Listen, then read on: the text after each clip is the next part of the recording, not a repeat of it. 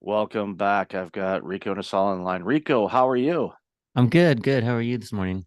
I am doing really well. Been looking forward to this conversation. We lined this up as we were joking in the pre-show. Feels like 2015, which would be impressive because I didn't start the show till 2017, but here we are. So, for those that don't know you, why don't you share a little bit about you, and then we'll dive into the conversation.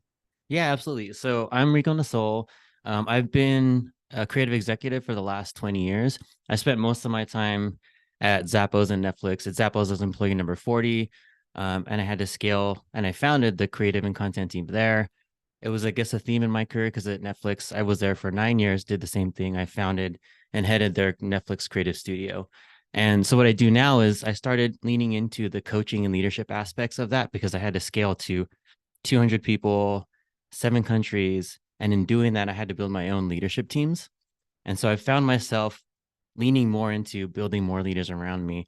And so I decided to leave Netflix in 2021 and start my leadership coaching business. So now I focus on training the leaders of tomorrow and building them up and helping them build the confidence, clarity, and culture they need to be successful. I love that you recognize that by building up leaders as part of your team, it probably not that you didn't have enough work to do, but it probably made it just a little bit easier because you've empowered your people to lead and take charge of things. Because that's how you can scale organizations to multiple countries and rapid growth. And the fact that you were employee number 40 at Zappos, and we know what that company is, and of course doing the same thing at Netflix, we certainly know who they are. And you'd have to, just completely avoid media not to understand what Netflix does.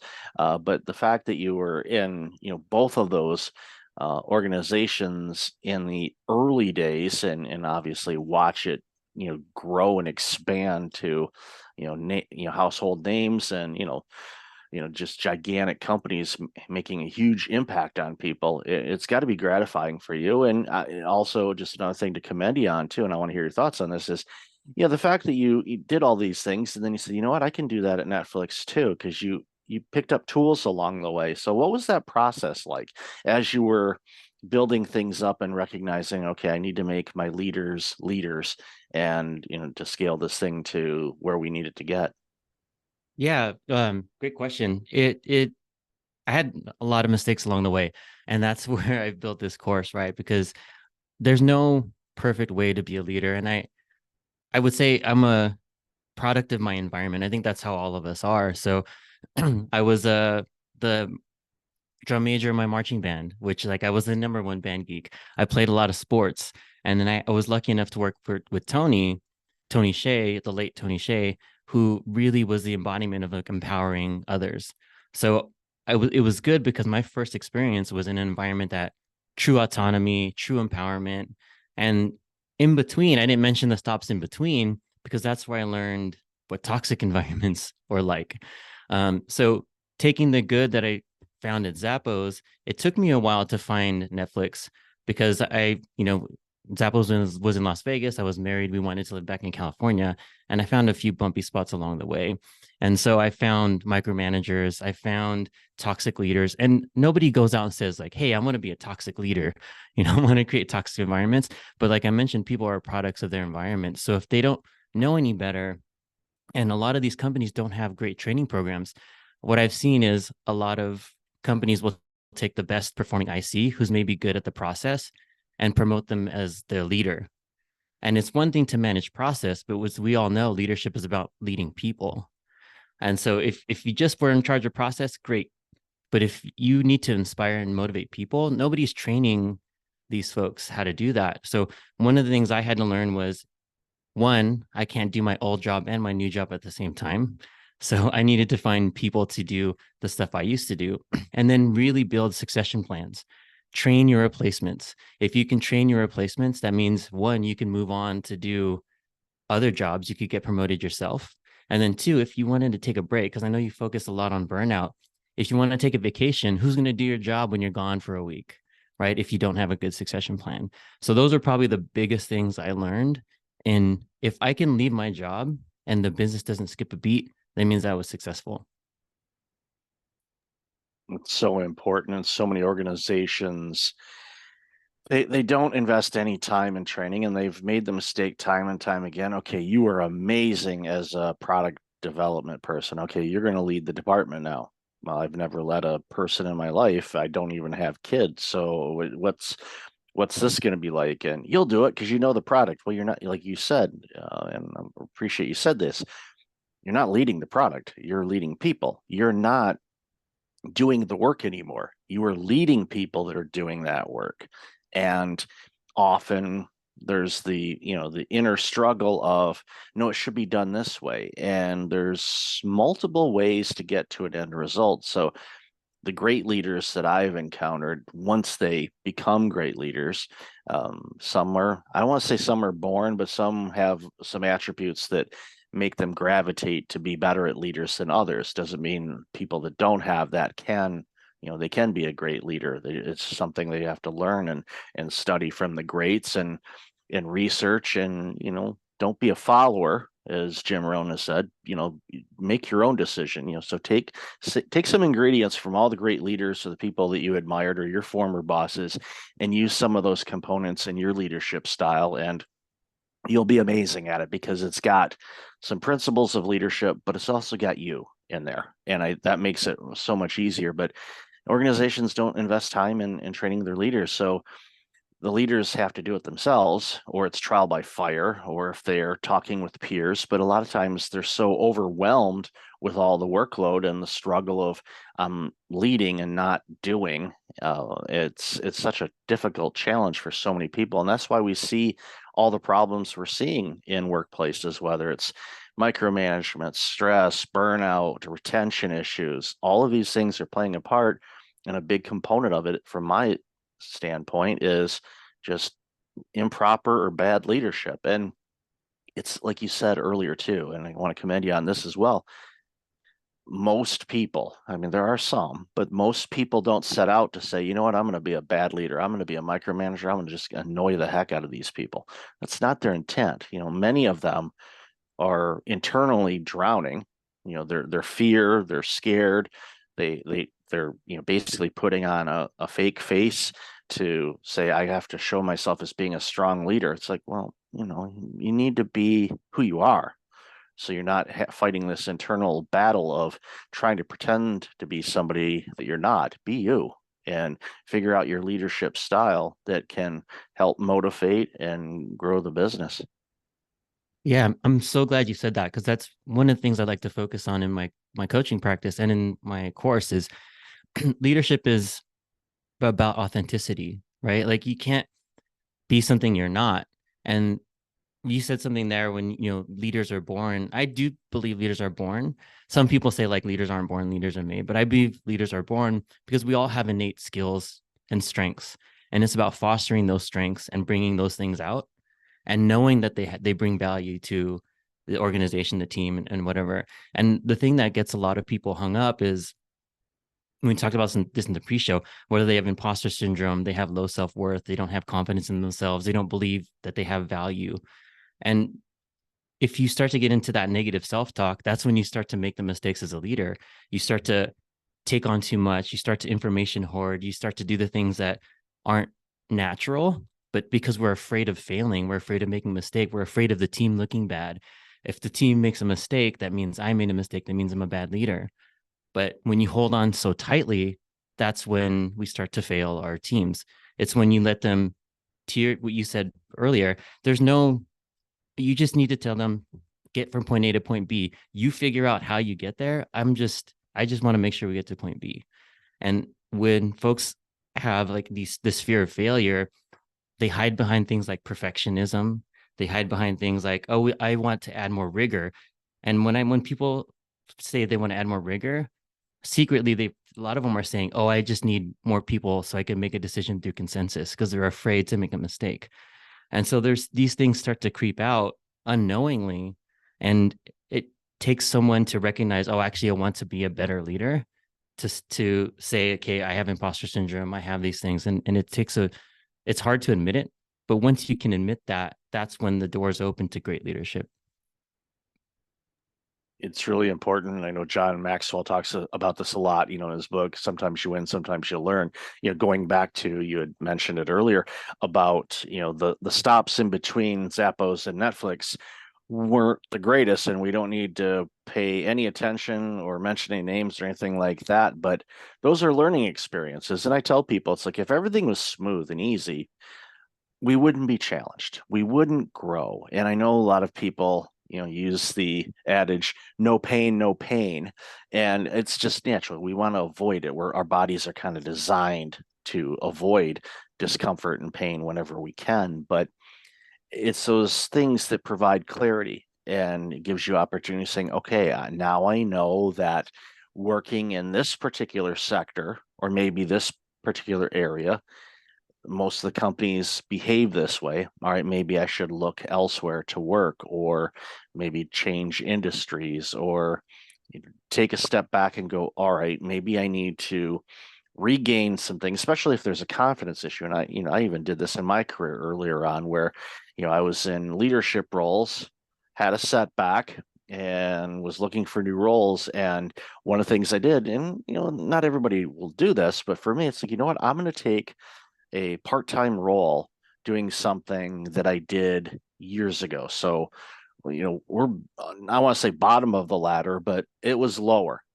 And it was more of a, for me personally, to say, yeah, I've got the confidence, I've got the skills, get really good. It was so funny too, because this organization said, you've got management material, or you're really good. And not knowing that, and I didn't lie in my resume. I just didn't go into great details as far as titles and all of that. But I'm like, I used to run a department like this with 3 times the number of people that you have in here. So I know everything there is to know about it. But I didn't tell them that. I just said, thank you very much. I really appreciate that. And just continue to get good at it again, just to kind of build up my self courage and remind myself of who the heck I was. And then, shortly after that, then the doors opened up, as you mentioned before, to a position that was a whole lot better, in my wheelhouse, where my skill set was, but also challenged me into learning some new things. And it was just one of those, it's not a straight line. Sometimes you can go, okay, let's take a step back, kind of regain things, and then, okay, let's get back into the game. And there's nothing wrong with that. It's actually really good, because it reinforces some things, and it may, you may determine, go, you know what, I actually like working in this industry again, so maybe I'll do that. It's our playground. We can do whatever we want, and as leaders, you have that autonomy to do that. But as great leaders, you allow your people to do that as well. Yeah, that's a great point. And yeah, to your point, when you step back, it kind of gives you another perspective, right? So there's a few types of people I work with. There's some in particular that I feel like, oh, the only way to grow is through people management. And I had many leaders on my team that didn't manage any people, but they were mentors that rest of their peers saw them as leaders. And I always made sure that there was a high level IC path, an individual contributor path, because there's only so many people manager roles, right? You can't just make some. So in some cases, you find ways to elevate others where they don't necessarily have to go into people leadership, but they're seen as leaders. And then there's other folks to what you mentioned, where, and also I wanted to bring up, is taking that step back to change perspective. I had to do that myself. And I'll tell a little story at Netflix where we would do quarterly offsites for quarterly planning, and it's like a bunch of VPs, and we're in there, and I'm like I was only one of the only creative executives in this meeting. And so I had to shift myself, because in my mind, I'm like, why am I in this meeting? Like everybody here is like business owners and like whatever and I'm like, I'm a creative. And so during the break, I had to shift myself and say, why am I in this room? What, what does it mean that I'm in this room? And when I answered that, it's like, I'm the only creative in this room. That means if I don't say anything, I'm letting down all the creatives in the organization, because my voice is probably the most important because it's the least represented. And so by shifting that mindset and helping a lot of my clients shift that mindset, is your voice is probably the most important, especially if you're the only one representing that function in the room. So look at it that way, and share your perspective, share your voice, share the things that you're thinking, the questions that you have. And I went from not saying much and being scared to say something not smart to no, my perspective and my opinion's important. I love that you basically reframed the question. Your first instinct was, why am I in here? And you reframed it to is, what's the reason why I'm in here? And the reason is because they need me to share from my perspective, and my background that they don't necessarily have, some insights that they're not going to see, which is going to strengthen whatever initiatives the organization as a whole is trying to roll out. The ideas that you provided literally could have created additional millions, if not billions, in revenue. And if you weren't in that room, that may not have happened. So you ask, basically the same question: why am I in here? But it's why am I in here is because I can offer this value, not the self-doubt thing. But you caught yourself and you reframed that thing. So you looked at it from a different perspective, and you provided a ton of value. Not taught, I don't know anybody else in that room, but you provided a ton of value, which made a huge impact on that organization. And that's again one of those things when we have that self-doubt and negative talk and imposter syndrome kind of thing. You have to realize, where have I been? Where am I at now? I mean, sure, if you were, and I'm not picking, let's say I'm not even going to pick a title because I don't want to make fun of any title, because every person's work is important. Like the old adage when President Kennedy was touring NASA and Cape Canaveral, and he walked up to a janitor and he said, "Hi, I'm, President Kennedy. What's your name?" The guy said his name, said, what do you do here?" And his role was janitor. And he says, I'm helping put a man on the moon." Yeah, and it's true. If that place wasn't clean, it could create problems for the rockets, which would have created problems, which could have killed astronauts and everything else. So that janitor was true. So it's the same thing. Whenever we have that imposter syndrome, remind ourselves we are an important part of this company or of this community or of this country or wherever you happen to be. Everyone here has gifts, and I'm glad you made the comment about born leaders, and it's definitely for me to reframe that as well personally. So I appreciate that and thank you for that. But it's so many people hold back, and once people kind of open up and offer their insights and stuff, all the great innovations and inventions that we've had throughout humanity came about because people opened up and offered their ideas and suggestions. Because if we didn't, who knows how behind we would be based on where we are now in the world as far as technology, communication, transit, you name it. Those all came from ideas that people spoke up and offered something. Because if they didn't, we wouldn't have anything that we have today. Yeah, absolutely. Um, it just reminded me of this story that I have, and it's actually part of the thing I want to offer to your audience. I know we're going to talk about this later, but I have this journal. It's called the Crush Imposter Syndrome Journal that we'll give the URL later. But what it does, it helps you work through those things, because you're right. If people didn't speak up, then one, some things might not have been invented, or some terrible inventions might have been stopped, right? And some of the things that this journal helps you do, it helps you go through what's triggering your feeling, like when you're feeling this imposter syndrome, what is it that you're feeling, and starts to look at hard facts, right? So what evidence do you have? So here's an example, right? So a person might be saying, oh, like my boss hasn't spoken to me in 6 weeks, right? So what somebody could say is like, oh, he must hate me. I'm going to get fired because my boss hasn't spoken to me in 6 weeks. But what could it be? What else could it be? Could it be that your boss is actually really happy with your performance and that he doesn't have to speak to you? Right. So, like, it's all about changing our frame of mind and really understanding what are our triggers and what do we know to be true. Right. So, if you do speak up in that meeting, what can happen? And the things that I used to be afraid of is speaking up in meetings is like, oh, I'm going to say something dumb. Someone's going to not like it and I'm going to get fired. And then I have to ask myself, how many times has that happened? Out of the hundreds of times I've said anything, how many times have I said something not smart and gotten fired? Zero. How many times have people nodded their heads and said they agree and like that's a good point? More often than not. So the truth is, the reality is when I do speak, people value the opinion. The fear that I have is that the one time out of a million is going to be that one time where I say something not smart. And that's when we get in our own way. Like we have this fear. That's when the imposter syndrome comes out. We think the worst thing will happen. But what I'm asking people to do is think is what is the best thing that can happen? Maybe you save the company $2 million, which is a true story for me. Yeah, it's fun to save money because for all the accountants and bean counters that listen to the show, they get this part because so many businesses, and I've done a ton of work in nonprofits. Nonprofits are always looking for revenue. They're always looking, how can we raise more money? How can we get more donations? All of that, which is, a key component for them to address the needs that their particular nonprofit does.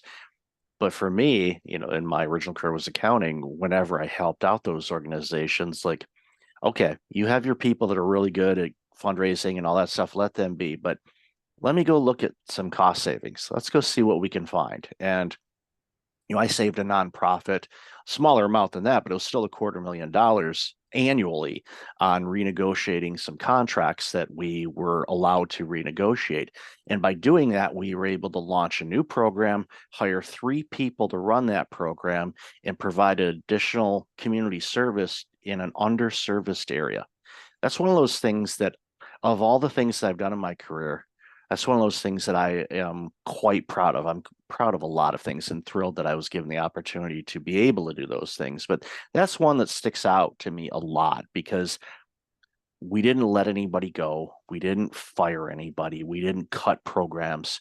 We found some savings and then pass that along into bringing on additional people to do jobs that they love doing and impacting the community.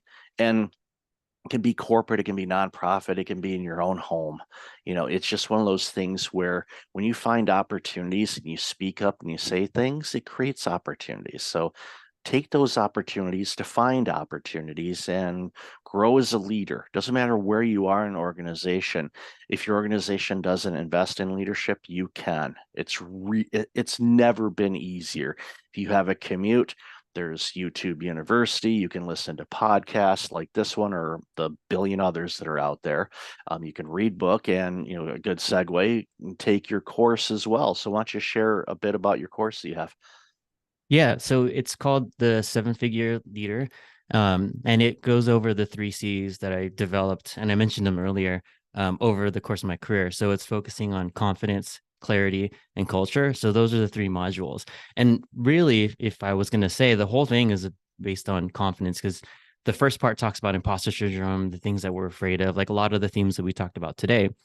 And the second part in clarity, it really talks about how to set a mission, vision, and their values for your team because as leaders, we're the ones who set that culture, right? And then the last part is the culture piece where we talk about how to use coaching, mentorship. It kind of ties all the modules together, right? So it's a 12-week course. You get some one-on-one time with me.